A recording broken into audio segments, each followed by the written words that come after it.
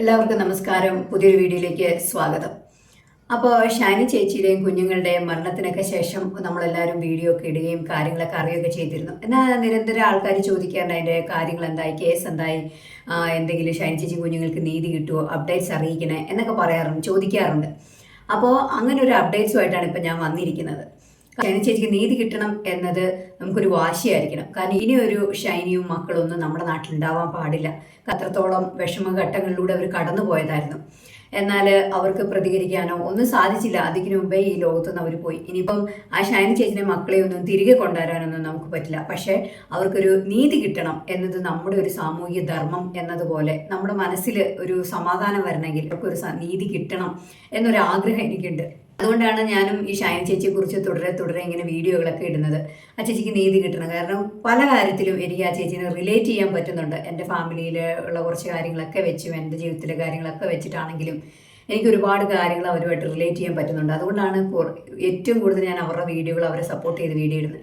പിന്നെ ഈ ഷൈനി ചേച്ചിക്ക് നീതി കിട്ടുക എന്ന കാര്യത്തിൽ എടുത്തു പറയുമ്പോൾ നമ്മൾ ഏറ്റവും കൂടുതൽ ചിന്തിക്കേണ്ടത് നിയമപരമായി, അല്ല എങ്കിൽ കോടതി മുഖേന ഒരു നീതി എളുപ്പം ഉടനെ കിട്ടത്തില്ല. സാധാരണക്കാരായ നമുക്ക് എന്ത് ചെയ്യാൻ പറ്റും ഈ ഷാനി ചേച്ചിയും കുഞ്ഞുങ്ങൾക്ക് നീതി വാങ്ങിച്ചു കൊടുക്കാൻ എന്നതിനെ കുറിച്ചാണ് നമ്മൾ ചിന്തിക്കേണ്ടത്. പാലും മുട്ടയും ചീഞ്ഞളിഞ്ഞു കഴിഞ്ഞു കഴിഞ്ഞാൽ എത്രമാത്രം ദുർഗന്ധമായിരിക്കും എന്നതുപോലെ തന്നെയാണ് ഇത്തരം 2 or 3 പുരോഹിതരോ കന്യാസ്ത്രീകളോ നമ്മുടെ സഭയിൽ ഉണ്ടായി കഴിഞ്ഞാൽ നമ്മുടെ സഭ, അതായത് ശുദ്ധരക്ത ജ്ഞാനായ സഭ എന്നറിയപ്പെടുന്ന ഈ സഭ നശിച്ച് നാമാവിശേഷമായി പോകും.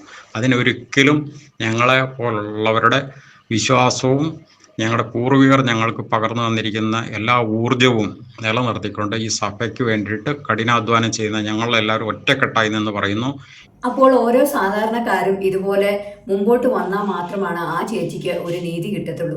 ഷൈനി ചേച്ചിയുടെ ഹസ്ബൻഡ് നോബിയുടെ ചേട്ടനെ തന്നെ എടുത്തു നോക്കിയോ. അയാൾ ഒരു സുപ്രീം കോടതിയിലെ വക്കീലാണ്. സകല നിയമങ്ങൾ അരച്ച് കലക്കി കുടിച്ചിട്ടിരിക്കുകയാണ്. അതുമല്ല, ഇയാളെ എന്തുകൊണ്ട് ഈ പള്ളി, അതായത് ഈ ജ്ഞാനായ സഭ സംരക്ഷിക്കുന്നു എന്ന് ചോദിച്ചു കഴിഞ്ഞാൽ എനിക്കൊന്നേ പറയാനുള്ളൂ. ഇയാൾക്കറിയാം ഈ സഭയുടെ പിന്നിലെ കാര്യങ്ങൾ, ഇതിലേക്ക് എന്തെങ്കിലും കള്ളക്കളികളുണ്ടോ ഇല്ലയോ. അതുകൊണ്ട് തന്നെ സഭയ്ക്ക് ഇയാളെ സംരക്ഷിച്ചേ പറ്റൂ. അങ്ങനെ സഭ എങ്ങാനും ഇയാളെ ഏൽപ്പിച്ചു കൊടുത്താൽ സഭയാണ് നാറാൻ പോകുന്നത്. അത് വ്യക്തമായിട്ട് അറിയാവുന്ന സഭ ഇപ്പൊ ഇയാളെ പ്രൊട്ടക്ട് ചെയ്തുകൊണ്ടിരിക്കുകയാണ്. അതല്ലാതെ വേറെ മാർഗമൊന്നും സഭയ്ക്കും ഇല്ല, ഇയാൾക്കും ഇല്ല. ഇപ്പൊ ഇയാൾക്ക് വേണേൽ ഭീഷണിപ്പെടുത്തുകയൊക്കെ ചെയ്യാലോ. നിങ്ങൾ എന്നെ ഏൽപ്പിച്ചു കൊടുത്താൽ ഞാൻ ഇന്ന കാര്യം പറയും എന്ന് പറഞ്ഞ സഭയ്ക്ക് വേറെ രക്ഷയില്ല, നിക്കക്കളി ഇല്ലാതെയാവും. അതോടൊപ്പം തന്നെ ഇതുപോലുള്ള ഒരു സാധുവായ ഒരു സ്ത്രീക്കും കുഞ്ഞുങ്ങൾക്കും മാത്രമേ അവിടെ നീതി നിഷേധിക്കപ്പെടത്തുള്ളൂ. ഇവര് വലിയ ആൾക്കാരല്ലേ, പള്ളിക്കാരെന്ന് പറഞ്ഞാൽ അവരും വലിയ ആൾക്കാർ, അവർക്കും രാഷ്ട്രീയ ബന്ധങ്ങൾ, വലിയ ബന്ധങ്ങളുണ്ട്. ഈ പറഞ്ഞ ബോബി എന്ന് പറയുന്ന അച്ഛന് അതിനെക്കാട്ടി വലിയ ബന്ധങ്ങൾ. പുള്ളിക്ക് നിയമങ്ങൾ അറിയാം, നിയമവശങ്ങൾ അറിയാം, സുപ്രീം കോടതി ചെന്ന വക്കീലായിട്ട് പെർഫോം ചെയ്യാനും അറിയാം.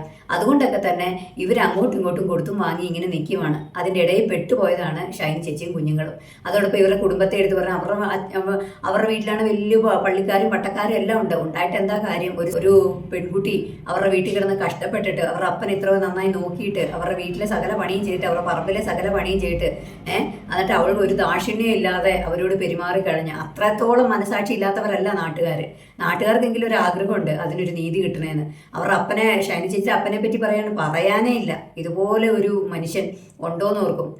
ഒരപ്പന് ഇതുപോലെ തരം താഴാൻ പറ്റുമെന്ന് ഓർക്കും. അപ്പോൾ നാട്ടുകാരല്ലാതെ വേറെ ആരുണ്ടിനി ആ ചേച്ചിക്ക് ഒരു നീതി വാങ്ങിച്ചു കൊടുക്കാൻ? അതുപോലെ നമ്മളെല്ലാവരും ഒന്നിച്ച് നിന്ന് ആ ചേച്ചി സപ്പോർട്ട് ചെയ്യണം. ഇനി നമ്മുടെ നാട്ടിൽ ഒരു ഷൈനിയോ മക്കളോ ആരും ഉണ്ടാവാൻ പാടില്ല.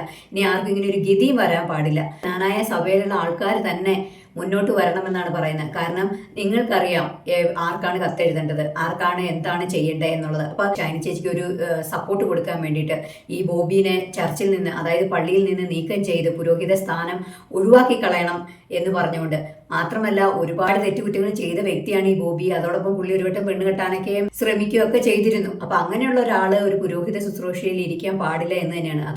അതുമല്ല, ഇങ്ങനെയുള്ള വ്യക്തികളുടെ അടുത്ത് നിന്നിട്ടാണ് ജനങ്ങൾ കുമ്പസാരിച്ചിട്ട് ദൈവത്തോട് പാപങ്ങൾ ഏറ്റു പറയണേ. എന്തൊരു ഗതികേടാന്ന് ഓർത്ത് നോക്കിയാണ്. ബോബി എന്ന് പറയുന്ന പെണ്ണുപിടിയനും നരാധമനുമായ ആളെ പള്ളിയിൽ നിന്ന് പുറത്താക്കണമെന്ന് പറഞ്ഞുകൊണ്ടാണ് കത്ത്. 63 വയസ്സുള്ള സിറിയ കുര്യൻ എന്ന് പറയുന്ന ഒരു വ്യക്തി കോട്ടയം മെത്രാന് എഴുതിയ ഒരു കത്താണിത്.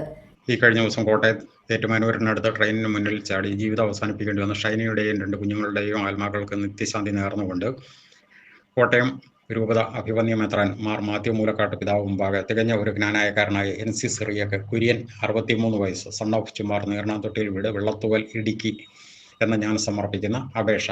വിഷയം ക്നാനായ സഭയിലെ പുരോഹിതനെന്ന് പറയപ്പെടുന്ന ബോബി ചേരിയിൽ എന്ന വ്യക്തിയെ പൗരോഹിത്യത്തിൽ നിന്നും എന്നേക്കുമായി നീക്കം ചെയ്യണം എന്ന് ആവശ്യപ്പെട്ടുകൊണ്ട്. പിതാവേ, ഈ അടുത്ത കാലത്ത് ഏറ്റുമാനൂർ ഭാഗത്ത് ട്രെയിനിന് മുന്നിൽ ചാടി ആത്മഹത്യ ചെയ്ത ഷൈനയുടെയും 2 കുഞ്ഞുങ്ങളുടെയും മരണത്തിന് നിയമപരമായ ഉത്തരവാദികൾ ആരൊക്കെ തന്നെ ആയാലും അതിൽ ഏറ്റവും തീക്ഷ്ണമായ പങ്ക് വഹിച്ചിട്ടുള്ളത് നമ്മുടെ സഭാ പുരോഹിതൻ എന്നറിയപ്പെടുന്ന ബോബി ചേരിയിൽ എന്ന വ്യക്തി ആണെന്ന് എനിക്കും എല്ലാ ക്നാനായക്കാർക്കും 100% ബോധ്യമാണ്. ഇത്രയും നീചനും ക്രൂരനും നരാധമനും നികൃഷ്ടജീവിയുമായ ഒരാൾ ക്നാനായ പുരോഹിതനായിരിക്കാൻ ഒരു കാരണവശാലും പാടില്ല.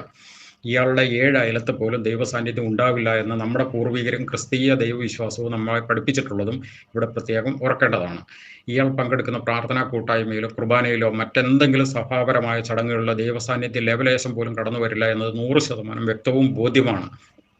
പ്രകാശമില്ലാത്തയിടത്ത് ഇരുട്ട് വ്യാപരിക്കുന്നത് പോലെ ദൈവസാന്നിധ്യമില്ലാത്തയിടത്ത് പൈശാചിക സാന്നിധ്യം ഉണ്ടാകുമെന്നതും 100% ഉറപ്പാണ്. അങ്ങനെയെങ്കിൽ വരും കാലങ്ങളിലായാൽ പോലും ഈ ബോബി ചേരിയിൽ എന്ന നരാധമൻ പുരോഹിത വേഷമണിഞ്ഞ് പങ്കെടുക്കുന്ന ഏതെങ്കിലും ചടങ്ങിൽ അറിയാതെയെങ്കിലും പങ്കെടുക്കേണ്ടി വന്നാൽ ആ പങ്കെടുക്കുന്നവരിലേക്ക് പിശാചിൻ്റെ ഭീകരമായ സാന്നിധ്യം കുടികൊള്ളും എന്ന വിശ്വാസത്തിൻ്റെയും ബോധ്യത്തിൻ്റെയും അടിസ്ഥാനത്തിൽ ഈ ബോബി ചേരിയിൽ എന്ന വ്യക്തിയെ ക്നാനായ സഭയുടെ പൗരോഹിത്യത്തിൽ നിന്നും എന്നേക്കുമായി നീക്കം ചെയ്ത് ഉത്തരവ് ഉടൻ പുറപ്പെടുവിക്കണമെന്ന് ആവശ്യപ്പെടുന്നു.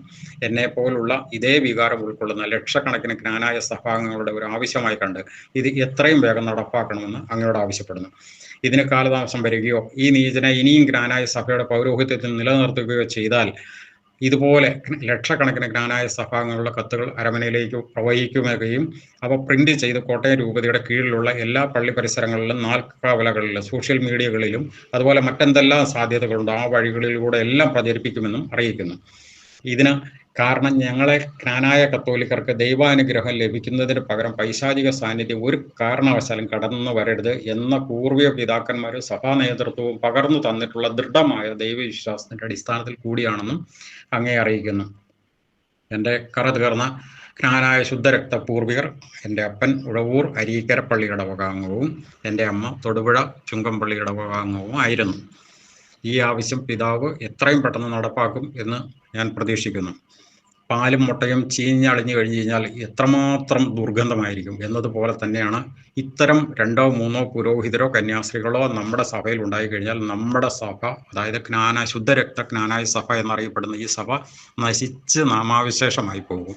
അതിനൊരിക്കലും ഞങ്ങളെ പോലുള്ളവരുടെ വിശ്വാസവും ഞങ്ങളുടെ പൂർവികർ ഞങ്ങൾക്ക് പകർന്നു തന്നിരിക്കുന്ന എല്ലാ ഊർജവും നിലനിർത്തിക്കൊണ്ട് ഈ സഭയ്ക്ക് വേണ്ടിയിട്ട് കഠിനാധ്വാനം ചെയ്യുന്ന ഞങ്ങളെല്ലാവരും ഒറ്റക്കെട്ടായി നിന്ന് പറയുന്നു, ബോബി ചേരിയിൽ എന്ന ഈ നരാധമനെ ക്നാനായ സഭയുടെ പൗരോഹിത്യത്തിൽ നിന്നും എന്നേക്കുമായി പുറത്താക്കുക. അതുപോലെ ഓരോരുത്തരായിട്ട് മുമ്പോട്ട് വരട്ടെ. എന്തായാലും ഷൈൻ ചേച്ചിക്ക് നല്ലൊരു സപ്പോർട്ട് കൊടുക്കാൻ തന്നെയാണ് എൻ്റെ തീരുമാനം. ഷൈൻ ചേച്ചി കുഞ്ഞുങ്ങൾക്ക് നീതി കിട്ടണോടം വരെ ഞാൻ വീഡിയോ ഇടും. അതോടൊപ്പം നിങ്ങളെപ്പോലെ ഓരോരുത്തരും ഇതുപോലെ മുമ്പോട്ട് വരണം. ഇവരുടെ സഭയായ ക്നാനായ സഭയിലെ വിശ്വാസികളും ആ കുഞ്ഞുങ്ങൾക്ക് ഒരു നീതി കിട്ടുന്നതിന് വേണ്ടി നിങ്ങളും മുന്നോട്ട് വരണം എന്ന് തന്നെയാണ് എൻ്റെ അഭിപ്രായം. നിങ്ങളുടെ അഭിപ്രായങ്ങളും നിർദ്ദേശങ്ങളും കമൻറ്റ് രൂപേണ അറിയിക്കൂ. മറ്റൊരു വീഡിയോയിൽ ഉടനെ കാണാം. ബൈ.